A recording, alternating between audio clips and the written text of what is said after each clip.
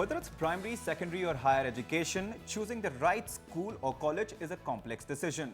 What kind of learning environment is best for students, for both boys and girls? Hello and welcome to Crossfire. In the studio, I'm joined by Sakshi Dhingra Khanna, a University of Sheffield student and an entrepreneur. And on my left, I'm joined by Rahul Seth, a BITS Pilani student and works for a startup, ClearTax. Rahul, you believe that students should be able to learn with their own gender. That is your position. Yes. Please elaborate. You have a minute to make your point. So there are a couple of things. The first starts with the gender bias that exists in education already. There's already a bias that moves women towards the so-called humanities, the men towards sciences. There have been multiple studies which have gone on to show that the moment you segregate guys and girls into separate sections, this bias starts to move out. There are multiple studies, one for example by Stetson University in Florida, which measured outcomes on the FSAT, where they tried to see what would be the impact on students if they were in a co-ed environment or in a single-sex environment. And the results were startling. So for example, boys in co-ed schools, they scored 37% proficient on it, while boys themselves in single-sex schools scored 86% proficient on that test. Girls in co-ed schools, 59%, which jumped up to 75%. So funnily, and you think that it's better for women to do so, it's actually much better for guys themselves to do this. And there are statistical studies that prove it. There's also another study which was carried out in Seoul, which carries on the concept of... I'll bring Sakshi on that. Sakshi, some tough numbers to sort of, argue against. Whatever numbers that there are to argue, but if you look at the real world situation, if you think of it practically, at the end of the day, a woman has to step out of her college. She has to choose a career of her choice, an institution of her choice. Now, her choice of choosing the institution, whether it's a unisex or it's a single sex, it cannot just depend on these statistics. It's her choice. Plus, if she steps out into an MNC, or if it's the hospitality industry, or if it is the education sector, she has to work with men, right? At the end of the day, she has to interact in groups of men.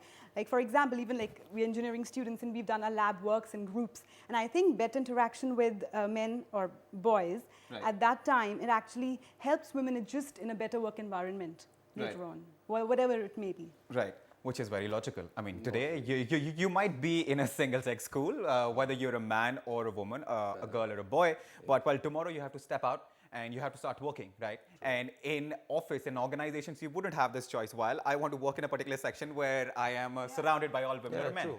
One is, this is an ivory tower debate. We are sitting in an air-conditioned room discussing this. We are a populace which isn't really representative of the true demographic of India. We're the top 1%, 2%.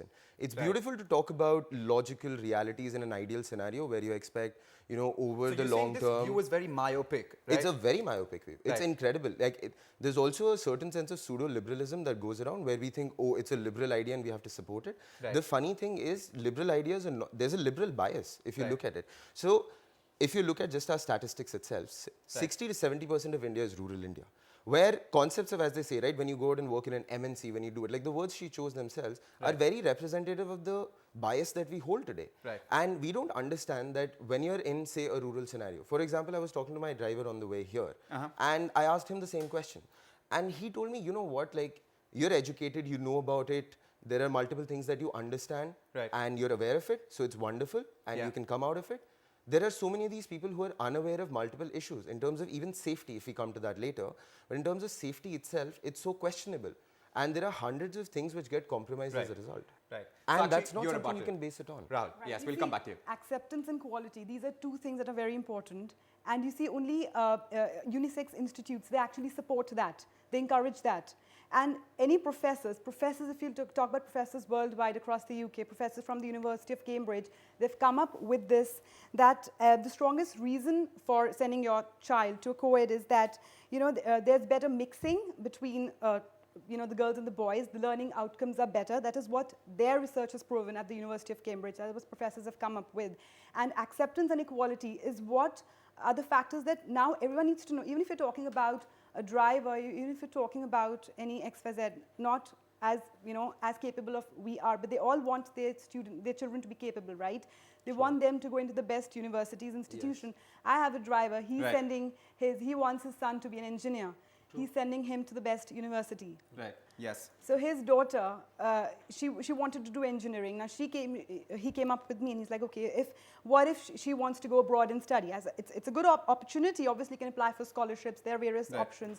Then he came up with this question about safety. See, everywhere, whatever institute you go to, you cannot link safety to the type of institute you want to choose. That's an important point, but Yeah. let's get Rahul's rebuttal on the initial points that you made. Segregation, to what extent do you think could be beneficial, if at all? So it's not that I'm saying segregate society into males living in one island and females living on another island. Right. During the confines of when you're undertaking your education as such, at that point of time, learning outcomes are better. When you send your school, when you send your school, so when you send your kid to school, and I'm not talking just about learning outcomes, I'm also talking about the bias that exists. Right. Women generally, and I can understand that she's an exception to the norm, women are generally pushed into non-math, non-science careers. Right. And it's a growing concern. And this is something that was simultaneously done with studies as well. I can pull them up, take a lot of time. Absolutely. It was done with studies as well, where they found out that the percentage of girls who continue to study science and mathematics post grade 8th, Right. if they were in single-sex schools, Right. versus if they were in co-ed schools, was much higher. The Right. same for guys studying humanities and the so-called softer arts, if you think of it. Right. That society's norms are also intrinsically imprinted upon you when you're in a co-ed school. Right. When you're just talking about education, if you're segregated, and there are benefits that come out of it, and Right. I'm not even getting to the concept of distractions So you're or saying, to prove in other here. words, you're saying if you are looking at a single-sex boys' school, it's easier for a boy to perhaps pursue art, music, literature. There's lesser The there's a gender lesser stereotype. No, there's also lesser pressure to appear to be macho because Right. you don't have the preening aspect working out there, right? Right. And this is where you come on to distractions. Right. Distractions, I'm sorry, not Right. distraction. Right. Distraction. So he's saying, gist of it is, well, if boys and girls go to the same school, both of them will end up distracting each other, and which will definitely affect the learning. So you mean to say that whatever, if a girl wants to work in an MNC, that means she I should don't know think whether he can about focus at work or not. but- the real world is not a single-sex world. It is Yes. a mixture of both boys and girls. If a girl is stepping out, how much can you keep her protected, and can you keep her in an all-girls college or whatever? She has to step out. She has to work. She has to work in an environment where there are boys. She has to interact well. She can't just sit numb, and she can't just talk to girls all the time, right?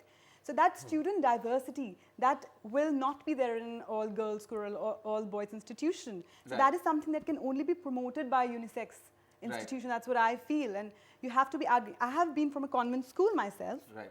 But when it was choosing a university, I always wanted to go into a unisex institution. The reason Right. being that I have had experiences from both. But you see, I wanted to be able to interact with guys better because Right. obviously I have worked in an MNC before, I've worked in a construction Yeah. firm before, and I feel that has really helped me from my personal experience. So I have had, you know, working with boys. Rahul, so what's your rebuttal? When you extrapolate from a particular example and say, hey, it worked out better for me, Right. it's not really an argument. It's a But don't you feel that an for the anecdote. see, gone are the days when it was just about sort of staring at the books, mugging and examinations, and then clearing another exam, and sort of start working as an engineer or a doctor, depending on what you wanted to be. Now it's about overall development. How are your social skills? How are your interpersonal skills? And don't you believe that kind of segregation? Girls to a particular school and boys to another school will sort of hamper that. You could say if you're only going to talk about interaction, I think there's enough diversity within women. Like, you can't just say that there are only two types. There are just men and there are just women. Of course. There are different types of behaviors within both groups as such. Of course. Your social skills, if you're going to say that my social skills are not that great because I didn't interact with the opposite sex, Right. is really weak because you did interact with 50% of humanity right there, right? And you did get to learn how to talk with them, social graces, politeness, But courtesy, not with the other understanding 50%. them. And I don't really think it's that diverse. And I'm not saying that, again, I said, Right. 1 o'clock school ends, He's you're not out. going to relent. Sakshi, what can you say to convince him? I don't agree with you because I've had experiences from both fields. The essential question which she's asking, were schools created for socialization opportunities for youth? Right. No, schools were created for education. And if that's got to be your primary And purpose. socializing was a little part of it. It's something that happens. Right. Your concluding remarks, Sakshi, and we're running short of time, so we'll conclude the debate now. Okay, Yeah. I strongly believe that, unisex schools are better for especially for higher education, because it offers student diversity. It helps groom girls better, especially even boys for that matter.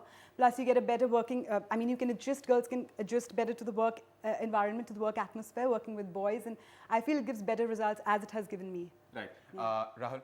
Well, as I had said earlier itself, Yes. there's gender bias. Women are pushed into studying certain subjects while guys aren't, Right. and guys vice versa as well. It's something that gets removed So, here. so let's It's good. agree to It's disagree. education. Let's agree to disagree. And the fact that, well, of course, both single-sex schools and colleges and co-ed schools and colleges have their advantages and disadvantages, and this debate is not going to die down soon.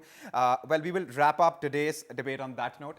Thanks for watching, and until next time, goodbye.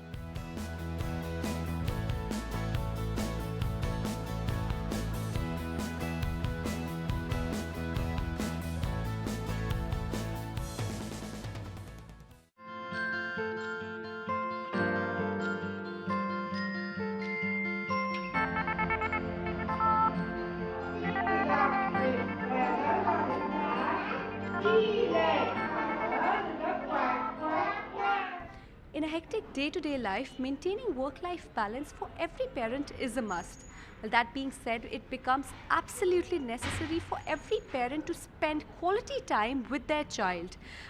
We're now with Mrs. Shipra Chhabra, who's a counselor herself. Ma'am, thank you so much for talking to us. How can a parent keep a check on the amount of time that they're spending with their child and make sure that they are spending enough quality time with their child? Well, I think the first indicator would be the child himself. If everybody has busy lifestyles these days, they have work to do, they have home stuff to do. But here, I think you'll agree that across every socio-economic background, spending time with a child, there is no shortcut to that. The difference would present itself in a way that the child's becoming a loner, or he's wanting to do everything by himself. He doesn't want company around eventually. Versus when you see a child whose family spends enough time with them, they do things together, they maybe solve puzzles together or go out together. So here I'm going to differ from a lot of people who would think that maintaining only the house, cleaning the house or cooking would be the most important part. I'm from an opinion where it's fine if you haven't cleaned the house one day. If you've sat down with a child, probably did a puzzle with him, or probably just taken him out to a park or taken him out to a movie,